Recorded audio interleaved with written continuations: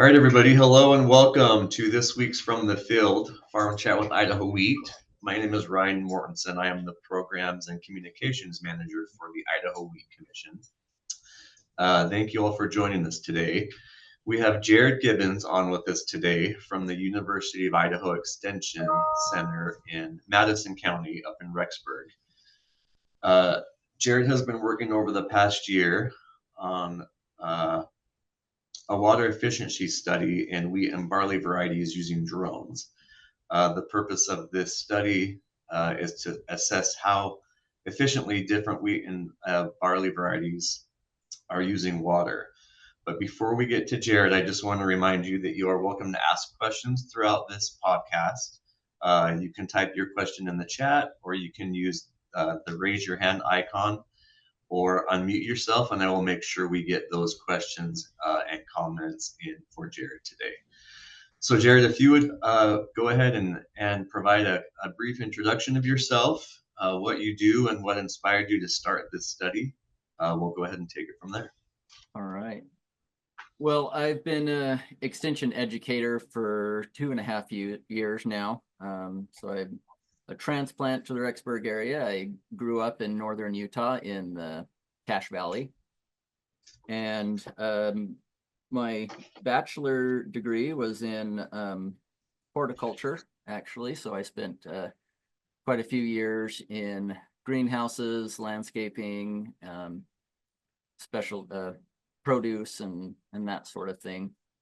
I did a farm to table restaurant on my parents' farm location. We raised beef and sheep and had garden and stuff like that. That changed a lot during COVID. So I had a big career change there. That was no longer a viable option to keep that running. So we closed that. And I got my master's degree online during COVID through Sam Houston State University out of Texas.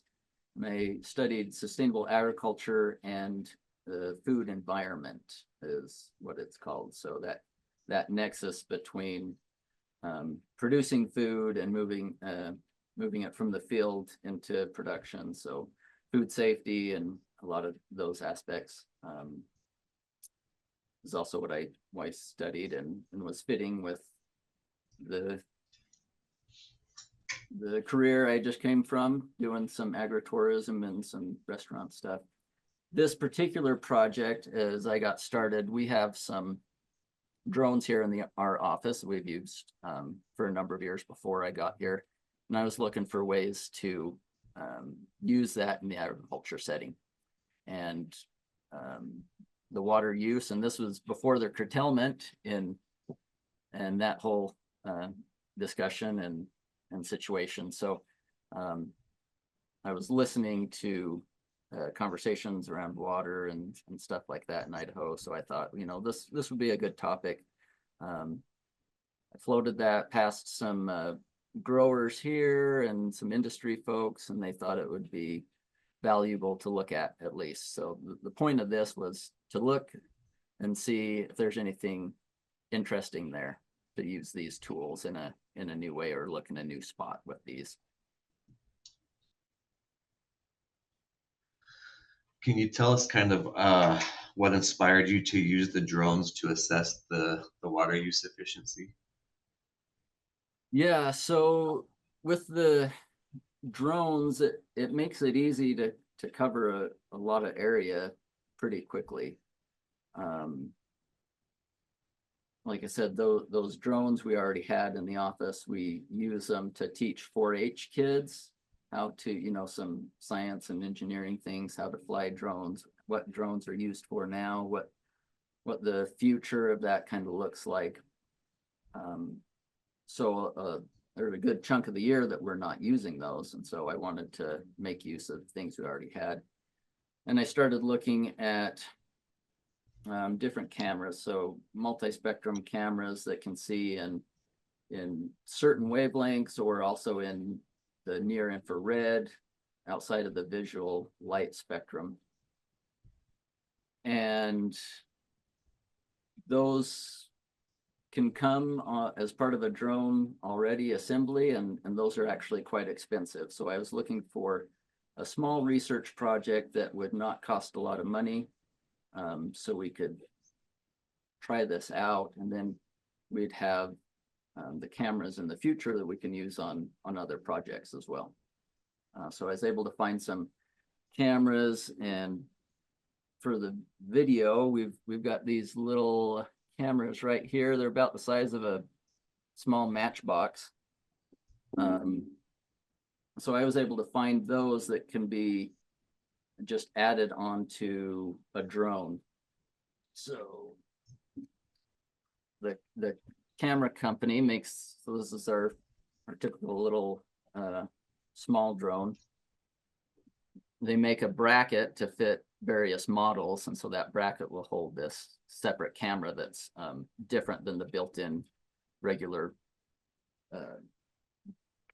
visual camera that's used on the drone.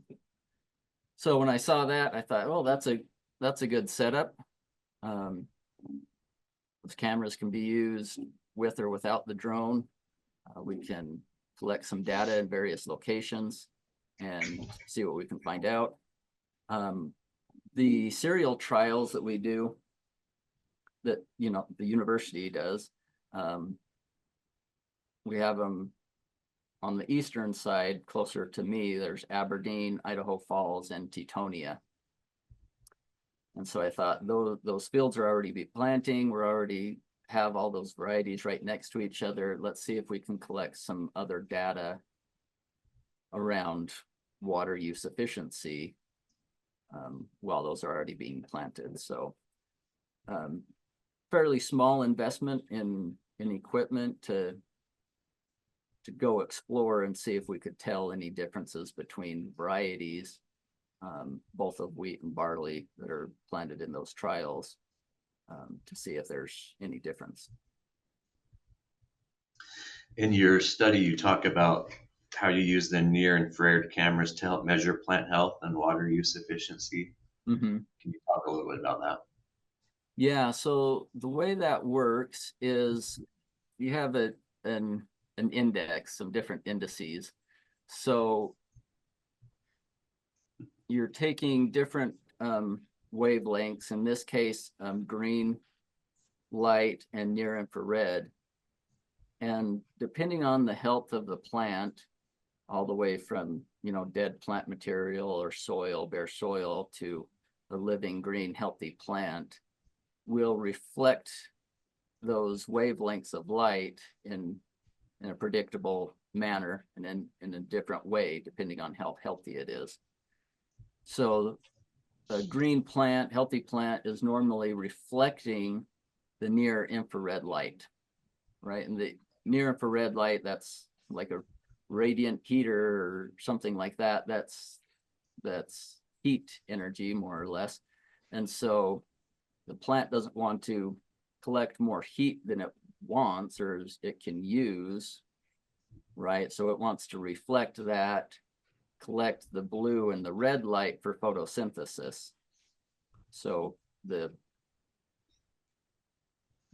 cameras will pick up the wavelength that we need. Then we come back to the computer, run that through a program, and we can process that image with that mathematical equation of the near infrared and the green ratio, and it will give us an image, and then we can give that a false color just to help us out, and that will highlight the areas where plants are stressed, where they're healthy, or even areas where they're dead. You have either bare soil or rocks or irrigation pipe or something like that will starkly show up differently. So that's the basics of how that works. Of we're just looking at the ratio of different wavelengths of light, and we can tell the health of the plant from that.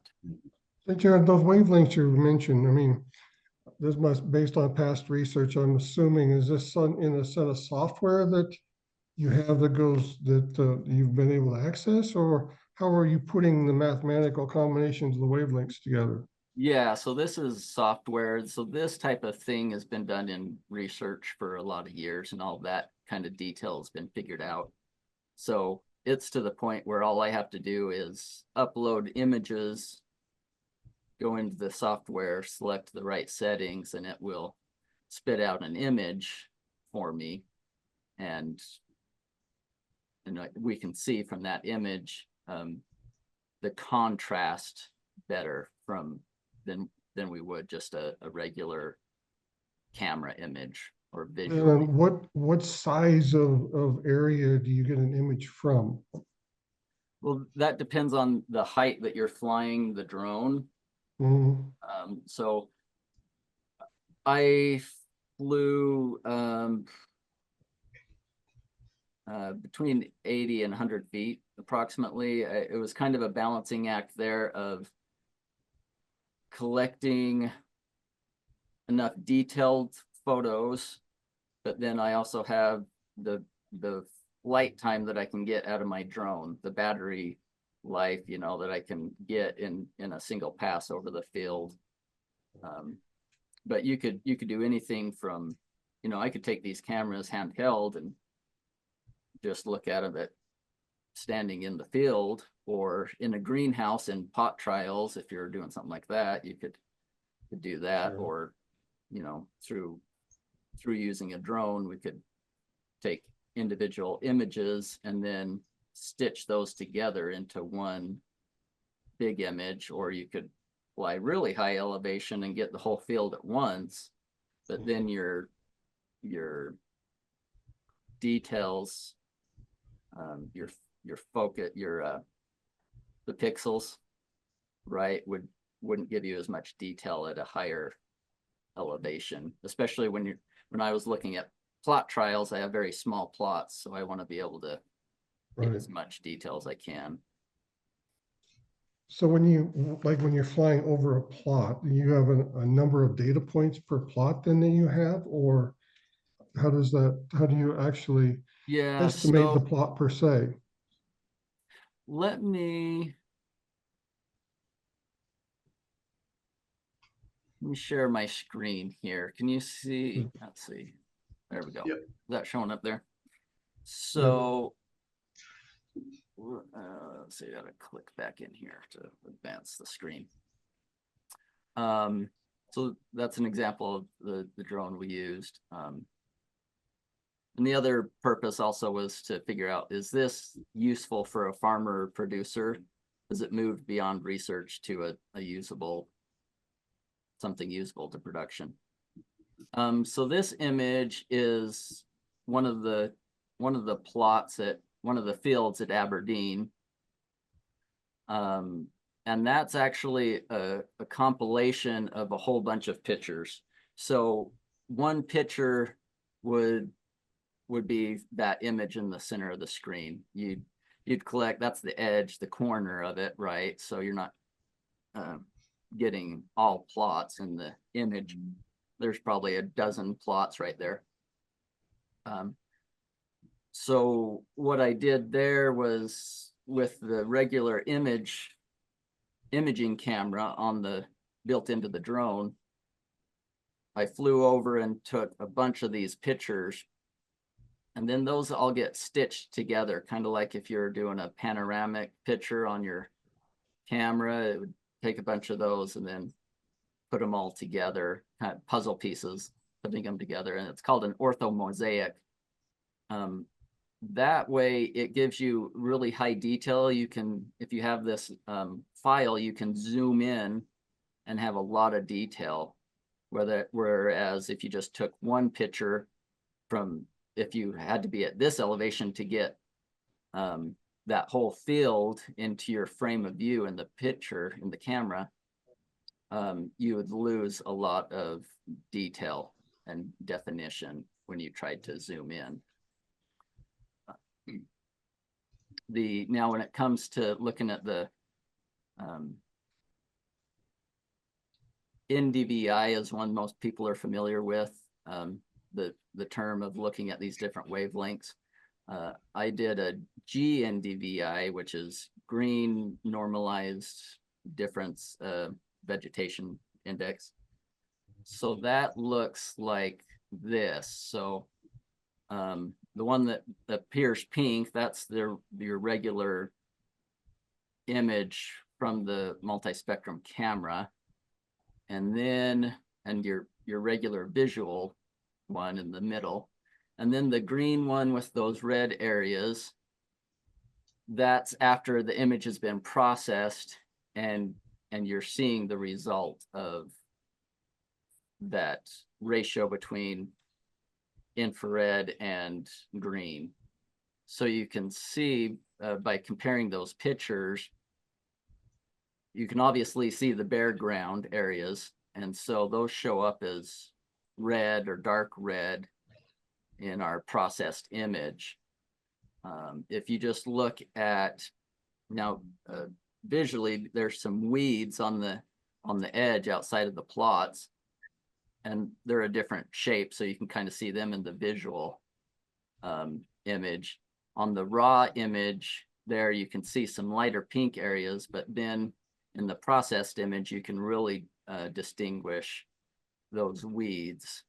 And that lighter tan color is indicative of water stress or some other stress. That the GNDVI is really good at looking at water stress or nitrogen stress too. So we can assume, because we weren't doing any fertility treatment differences in the field, that there wasn't any nitrogen variation.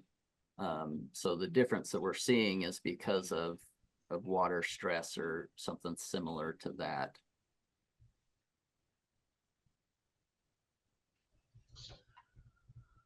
So Jared, have you noticed any trends or differences in the different varieties and the plots that you've studied? Yeah, so for this, and I'll pull up this next picture, this I didn't see a lot of variation in most of the areas. So so those pictures came from Aberdeen. These ones here, there's the one from Idaho Falls and one from Teutonia. So this is just a close-up, right? A single image from the camera. And something that I didn't fully take into account at the beginning was the range in vegetative state, right? From Aberdeen to all the way up to Teutonia. So this picture of Teutonia, these are taken a day apart. So July 2nd and July 3rd. But obviously the amount of time that plants had to grow in Idaho Falls, they're more mature than over in Teutonia. So the only real big difference I saw between plots was in Teutonia. And I'm not quite sure if that was just the growth stage. You know, the plants were a little bit smaller. So in some of these images, you can still see that we don't have canopy closure yet between those rows. And so you can see the red and green striping in some of these plots, where others you can see a lot more closed canopy and darker green. And one of the other difficulties, I guess, with the technology is I've noticed that we've got, like Idaho Falls here, you take this and you see some of these plots that look you know, a lighter green, even some kind of tannish white colors. Some of that is actually because we're picking up the heads and the awns on the heads, and especially when the wind's blowing and it kind of lays things over, we're picking up real-time stress and not like a cumulative stress through the growing period. And this is the after, well, almost noon, a little bit breezy that day. So yeah, obviously as the wind blows and starts moving that plant, you're picking up slightly different colors. So that kind of throws it off. as you look at all the images and look at multiple takes of the same plot, you see that there's really not that much difference. And that was one question I had for you, Jared, because I would think that you have some confounding factors of plant architecture that are going to impact the visual ratings here. Just for example, if you have an erect leaf type versus something that's more lax or recurved, if you have an erect head type versus something that's lax, or tillering, plant height, some of those other things, especially like say with a wind, with plant height, you're going to see some different looks as well. Mm-hmm. Have you started to look at all about how some of those plant architecture traits might be impacting the visuals and the imagery? Yeah, that was outside the scope of what I was looking at. And like you said, so my next slide here, there's a lot more than just, this variety is a little more efficient at using water. When we look at water use efficiency or just total amount of water used, there's all those factors like you were starting to talk about, architecture of the plant, like taller plant, more leaves, that's more to support. So there's more total water use there. Okay, I have maybe using a growth regulator or a shorter stature variety. There's probably less water being used there. How much? Well, you even have types that will actually have more prone to leaf rolling under stress. And I'm sure that's going to look very, very different in the imagery than those that don't roll.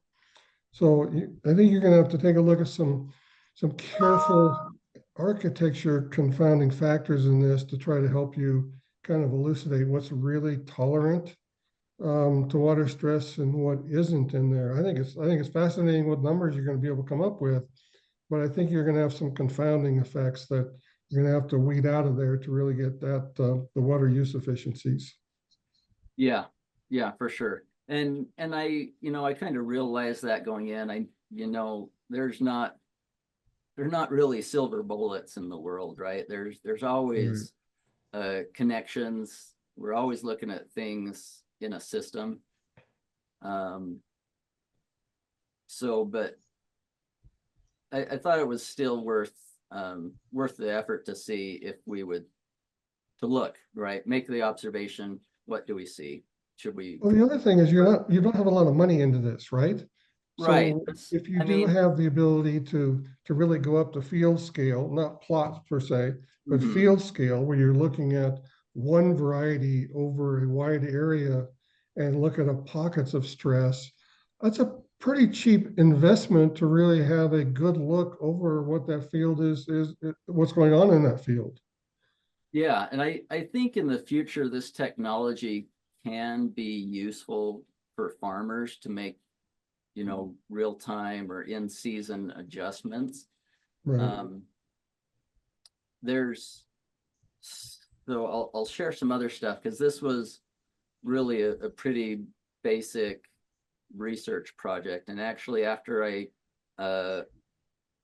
just before I started actually in the field, some research was completed at Washington State University.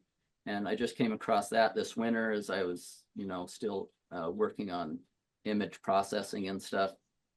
And so they did something very similar to this. I think that's my next slide. So they were looking at kind of multiple factors. They're looking at some different sensors that were just mounted on poles over the plots and comparing that to using a drone to see if we get the same numbers and if this correlates well.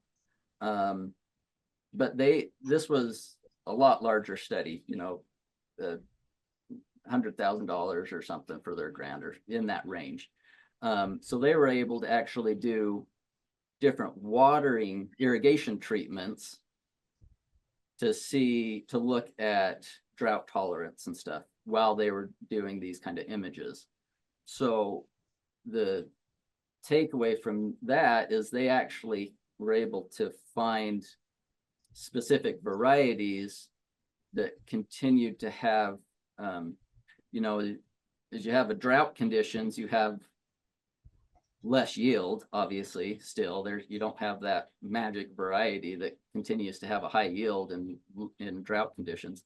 But these varieties consistently had a higher yield in drought conditions compared to other varieties. You know, had a higher yield compared to those other varieties. So for a spring soft white wheat, the Seahawk did the best.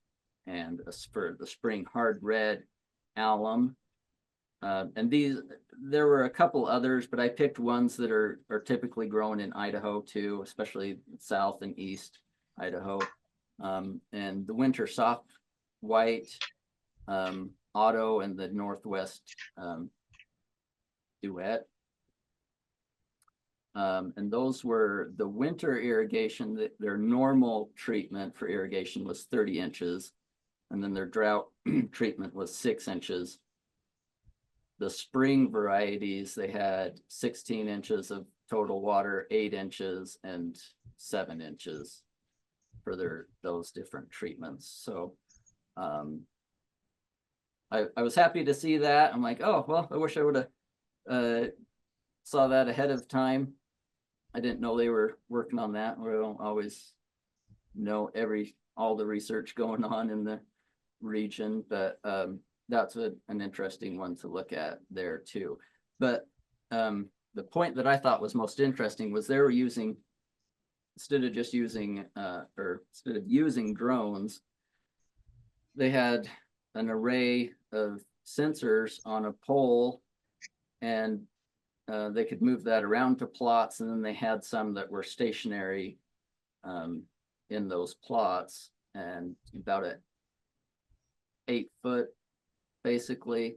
And so as I got thinking, I thought, you know, if you could put a couple of those systems on the towers of your center pivot as it traverses the field, you could pick up that information without the need of going out there and flying drones. You wouldn't have to have somebody get a pilot's license. You wouldn't have to have all those other things. So in the future, that kind of technology paired with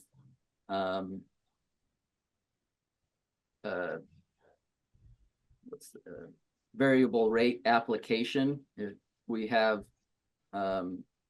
nozzles that can be like a smart nozzle, variable rate application on your center pivot, you can see those areas where, you know, my soil is different here. I need more water right here. And I can see that with my sensors, and I can immediately, right before that pivot reaches over that location, I can up the quantity of fertilizer, chemigation, water as I hit that field. So I think that's where this technology in the future could be the most useful in a production situation.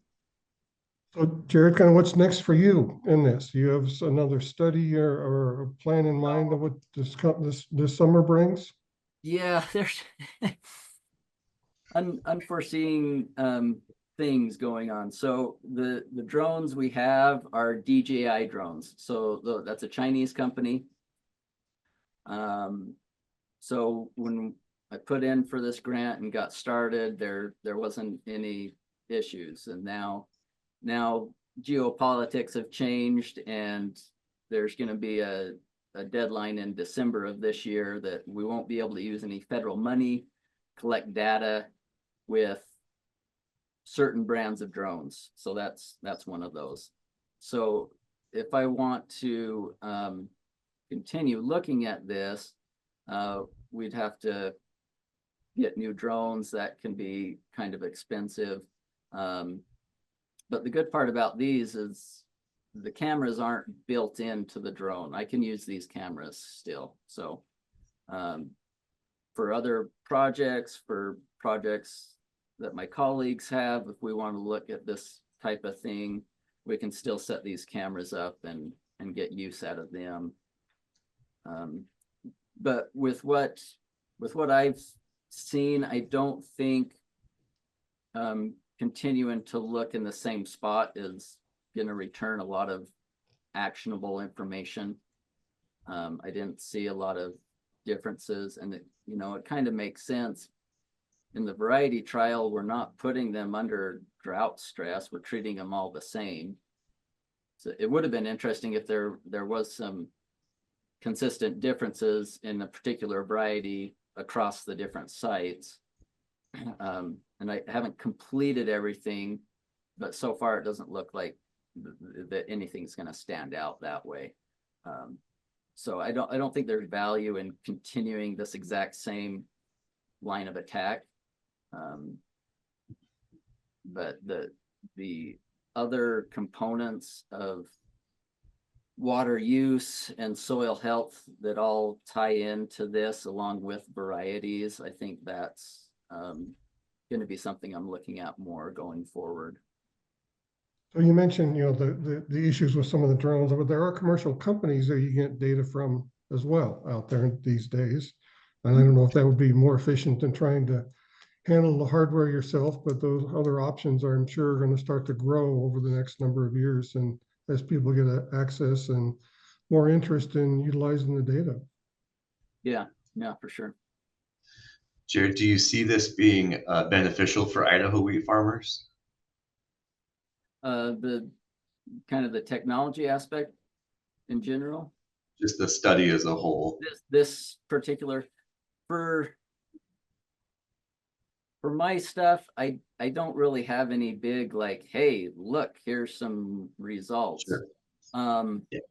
This deeper dive that WSU did, I think there would be something interesting there, and maybe replicating that over here in Idaho. This has been a growing experience for me. I had some knowledge about this, but I'm not an expert in this, so it would definitely be, and the amount of interest that people have in this, I think it would be useful for some of our state specialists to kind of look at this research that was done over there, and then try and replicate that over here and see if we can verify some of that, or see if other varieties pop to the surface of that warrant some interest and some further looking into. All right, well, Jared, thank you very much for that. We appreciate that information and what you shared with us today. Also, thanks to everybody for joining us today. And just a reminder that we will post the recording of this podcast on our website, as well as our YouTube channel and social media, for you to rewatch and or share with friends or neighbors. And we will catch you next time for our next From the Field. Hope you guys all have a great day ahead.